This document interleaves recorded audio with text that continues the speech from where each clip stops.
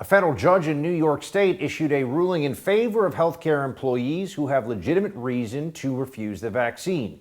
U.S. Northern District Judge David Hurd of Utica has temporarily barred state employees from enforcing the jab on healthcare workers who claim lawful religious exemption.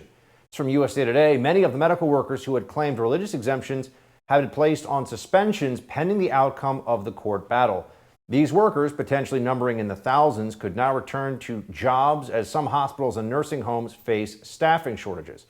The order struck a blow to Governor Kathy Hochul's efforts to enforce strict COVID-19 vaccine mandates, which she has repeatedly called a priority in order to slow the virus's spread.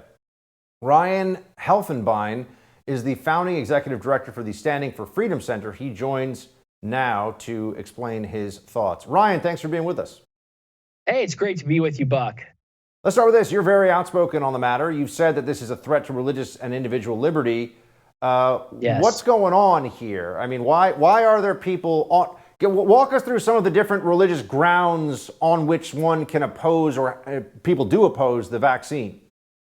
Yeah, I would say, first of all, with the ethical concerns, the violation of an individual choice, there is the religious exemption. There's also political reasons as well. You have political freedom and religious freedom in this country. So in terms of ethical concerns, in terms of how these vaccines, whether it be Johnson & Johnson, Pfizer, or Moderna, how they actually went about using fetal tissue in the experimentation to come to the protein booster that is known as the vaccine. That's one reason why you might hold a religious exemption. The other reason is on the grounds of medical reasons. Between you and your doctor, there are a lot of people that are put in jeopardy or in harm's way by the virus, and it's shown to be by the vaccine, or shown to be harmful, is proven to be harmful. So there's a lot of data out there. And right now, unfortunately, what you're getting in the 24-hour newsroom media cycle by mainstream media is not scientific. It is more propaganda and it's disinformation. I think that there are many reasonable people, and I want to be clear, I am not anti-vaccine, but I am anti-mandate. You need to actually know your options. I think in the state of New York, the judge ruled correctly. I think there are many grounds by which people can have a conscientious objection to receiving the vaccine, and on religious grounds. It's protected in the First Amendment of the Constitution, and there has never been an emergency pretense to suspend our unalienable rights. That's very, very important. We have never had an emergency situation by which you can say, hey, the Constitution, our standing policy in America is the Constitution. That has never been suspended in the case of an emergency. Certainly, you've outlined the ethical grounds, the concerns about individual freedom, Ryan. These are concerns that I share, and it's one of the reasons why I also oppose the mandate, but not necessarily am anti. I would never describe myself as anti-vaccine in any context. Yeah. But on the religious specific grounds here, could you just, what are the specifically religious objections to this? Or is religious exemption really the wrong term? Is it more of an ethical objection that people in general are going for when they say they want to opt out? Okay, so great question. There are medical reasons one can object, and I think that extends itself to political freedom and conscientious objection. When it comes to the faith itself, one of the things that as Christians, and I'll speak as a Protestant evangelical, anything that proceeds forth without faith is actually sin. That comes from Romans chapter 14 in verse 3.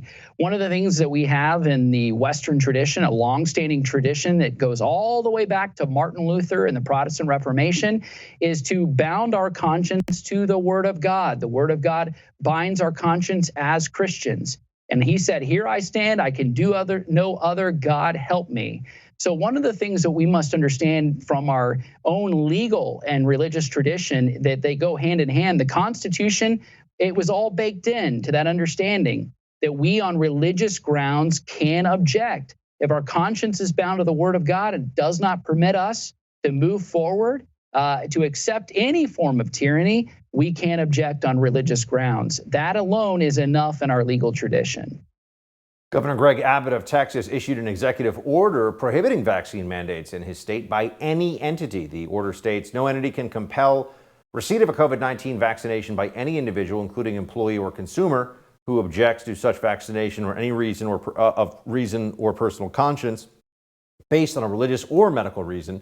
The COVID-19 vaccine is safe, effective, and our best defense against the virus, but should always remain voluntary and never be forced. So Texas taking the strongest stand of any state against mandates.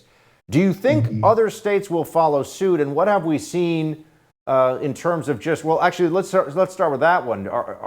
Should we be expecting that other states will actually follow the mold that Texas has set here?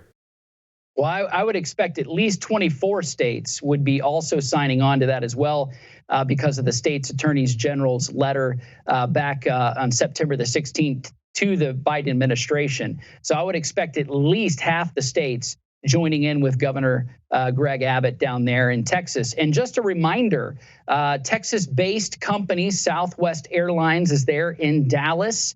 And so this would even apply to that airline. And most of the personnel, most of the pilots are ex-military.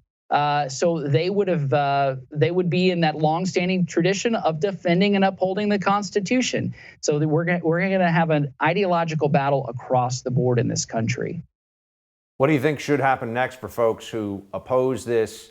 What should the steps be that they take? Mask not compliance. What do you recommend? Well, I think there's a lot of things that you can do. One of those, if you're claiming to be a Christian, and you're a member, and I'm talking about an active member of a church, I'm not saying conveniently. Don't conveniently claim a religious exemption if you're not going to church. Alliance Defending Freedom, other organizations say, hey, that's a big no-no. Don't do that. Claim the medical exemption on medical grounds. But if you actually have a warrantable, viable reason, and it's clear that you have a pattern of religious belief in your life, and that has governed your life, you absolutely get a letter from your pastor claiming religious exemption. Use that. Take those steps. But either way, Buck, here's what I would urge anyone listening. The price of freedom is very costly. It has been paid for in blood. Every generation has had to make a sacrifice in order to keep and preserve freedom. It is very costly right now across the country, but pay it now. There is not going to be a better time to do it. I would recommend everybody who has a voice to raise that voice. And everybody, I don't care who you work for, you need to draw the line right now, this far, no farther. I would not give in. Ryan, thanks for being with us. We appreciate it. Thank you, Buck.